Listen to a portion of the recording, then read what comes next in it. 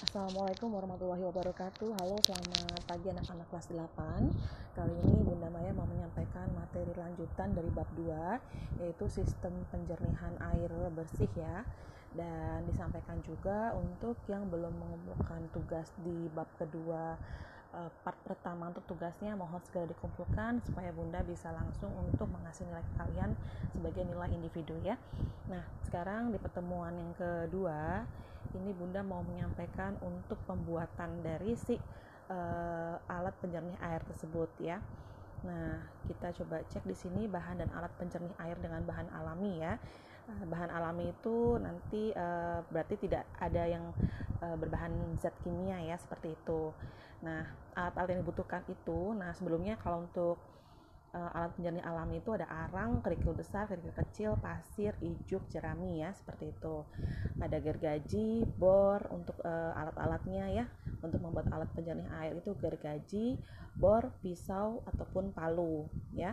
Nah, sebelum Bunda mau menyampaikan lebih lanjut, jikalau nanti kalau memang pada saat pengerjaannya ini belum bisa untuk tugas kelompok membuat prakarya, nanti Bunda mau untuk digantikan ke tugas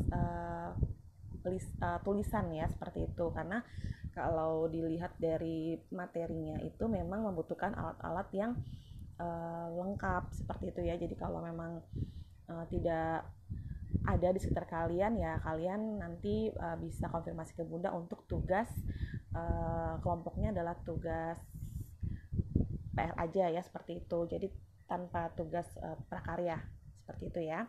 Ya, Bunda lanjutkan lagi. Untuk alat-alatnya adalah gergaji, bor, pisau ya, palu. Nah, teknik dan prosedur pembuatan alat penjernih air dengan bahan alam. Untuk tekniknya itu kemampuannya bisa untuk memotong ya, harus ada tekniknya, ada memotong. Misalkan memotong kawat dengan menggunakan tang potong ya, ataupun dengan gergaji. Terus melubangi dengan seperti bor ya, paku atau apa saja, menyambung. Ini tergantung pada karakter bahan yang akan disambung ya, seperti itu, agar menghasilkan sambungan yang kuat ya. Terus pembuatannya itu harus menentukan prosedurnya ya. Seperti yang pertama itu menentukan atau memutuskan model, bentuk dan ukuran alatnya ya. Setelah itu membuat sketsa ya. Yang ketiga menentukan atau menyiapkan alat tangan, hand tool sebagai alat apa saja yang diperlukan untuk penyaringnya sebagai wadah air ya. Seperti selang ataupun bambu ataupun keran ya. Terus menentukan langkah untuk membuat alat penjernih air, yaitu menentukan bagian mana yang akan dibuat terlebih dahulu, membuat dan merakit alat penjernih air sesuai rencana, dan menguji apakah alat penjernih air itu bisa bekerja dengan sempurna ya. Hal-hal yang harus kita pikirkan itu yang pertama harus bisa menyaring lumpur ya, atau menyaring kuman ya, intinya itu untuk membuat air bersih.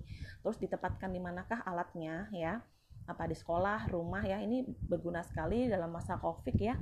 Untuk air ini juga bisa kita manfaatkan di era sekarang untuk mencuci dalam rangka kebutuhan 3M itu ya.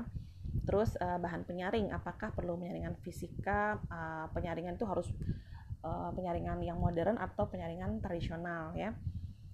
Terus apakah itu mudah dibersihkan, seperti itu ya. Jadi harus dipikirkan seperti itu.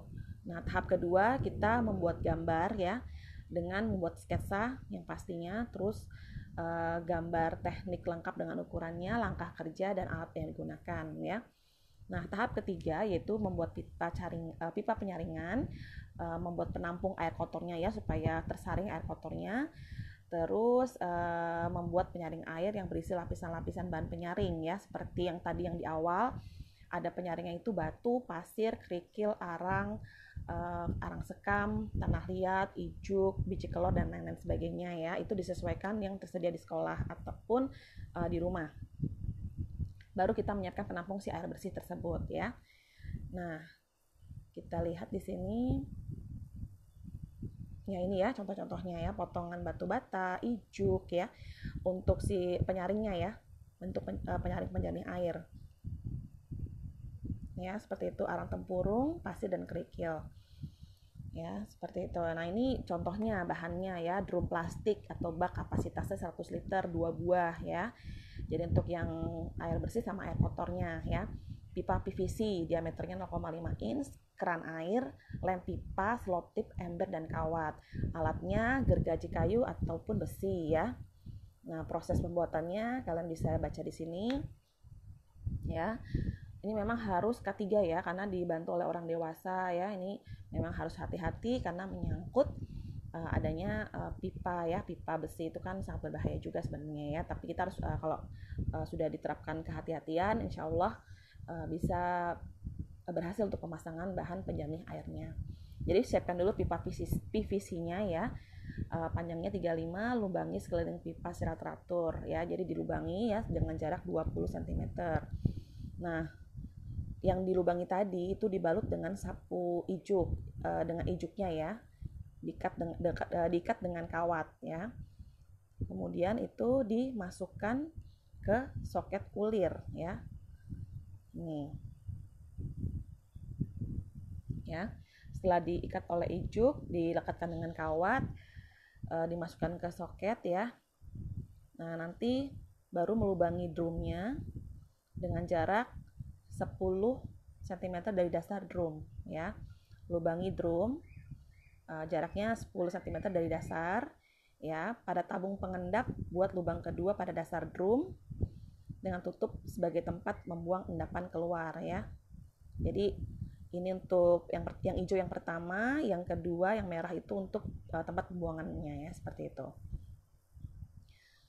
Ya, ini pasang pipa ya menggunakan ijuk. Pasang pipa penyaring yang menggunakan ijuk pada kedua tabung ya, seperti itu. Ya. Oke, sudah tahu ya. Nah, untuk yang membuat drumnya atau bak pengendap itu sediakan tabung ya. Isi drum untuk yang pengendap ini ya dan penyaring ya. Isi drumnya tuh dengan berbagai bahan ini ya, karena ada tempurung, pasir, ijuk ya, kerikil ya, seperti itu ya. Terus diletakkan secara bertingkat atau berurutan ya. Tutup keran dan masukkan air dengan aliran alami atau dipompa ya. Nah, tunggu kira-kira 30 menit. Jadi aliran air tadi dalam pengendapan yang ada ini ya, ada pasir, ijuk segala macam, itu ke dalam drum penyaringan. Tunggu 30 menit kira-kira. Nah, seperti ini. Dari air kotor masuk ke drum pengendapan yang ada arum sekam, ijuk ya, dan sebagainya. Ini kita disaring untuk air bersih, drum penyaringan, jadilah air bersih. Kayak gitu ya, kira-kira seperti itu anak-anak. Ditunggu kurang lebih 30 atau 40 menit ya. Jadi dari air keruh tadi dimasukkan ke dalam drum pengendap dengan cara dipompa atau dialirkan, diamkan terlebih dahulu selama 30-40 menit ya. Baru nanti keluar dari bak penyaringan yang sudah bersih dari kotoran sehingga dapat digunakan ya. Oke, jadi tugasnya kalau untuk tugas kelompok membuat drum penyaringan dari air bersih tersebut ya. Ini kita lihat lagi untuk yang selanjutnya. Kalau tadi dari bahan alami untuk ada arang ya, sekam, batok kelapa. Nah, sekarang dari bahan buatan. Ya sama saja seperti bahan alami ya, intinya membuat air bersih seperti itu. Nah, kalau bahan buatan itu ada klorin, ada pasir ya, ada resin softener ya. Mungkin ini juga jarang ya ada di kita ya, mesti harus mendapatkannya di tempat khusus ya, seperti itu. Ada pasir zeolit, pasir mangan ya. Tapi ini Bunda sampaikan saja untuk materi dari bahan buatan ya. Klorin, resin, terus pasir zeolit, pasir mangan, pasir silika, karbon aktif, tawas, dan PAC untuk mengendapkan lumpur dalam air ya. Nah, tekniknya sebenarnya sama saja. Ada melubangi, menyambung, memotong supaya air penjernih tidak bocor ya. Seperti itu. Nah, kita lihat di sini. Untuk ya, lihat ya, ini langsung ke penjelasannya saja. Ini kayak gini anak-anak. Jadi drum pengendapannya itu berisi air yang dijernihkan dan campuran bahan-bahan kimia ya. Ya, jadi air dicampur dengan bahan kimia ya, diaduk sehingga timbul endapan. Nah, ini drum penyaringannya ya, seperti itu ya. Drum penyaringannya dengan ijuk arang juga, tapi untuk pengendapannya dengan bahan buatan ya, seperti tawas, bubuk kapur dan kapurit kayak gitu ya. Ini kalau untuk tahapannya sebenarnya sama saja dengan yang tadi ya, tinggal untuk bahannya itu diganti dengan bahan buatan ya, seperti itu ya. Ini sama saja, kurang lebih sama ya skemanya kayak gitu. Masukkan kaporit, tawas, batu kapur ya, masukkan dalam air keruh ya, diaduk 5 menit, diamkan 10 menit di bak pengendapan. Nanti difilter pakai pipa ya, endapan lumpurnya itu ya. Nah, nanti ini yang bak penyaringnya ada pasir, kerikil, ijuk arang dan ijuk lagi ya, jadilah air jernih kayak gitu ya bahannya. Nah, untuk saat ini seperti itu untuk dari cara pembuatan air bersih buatan ataupun alami ya.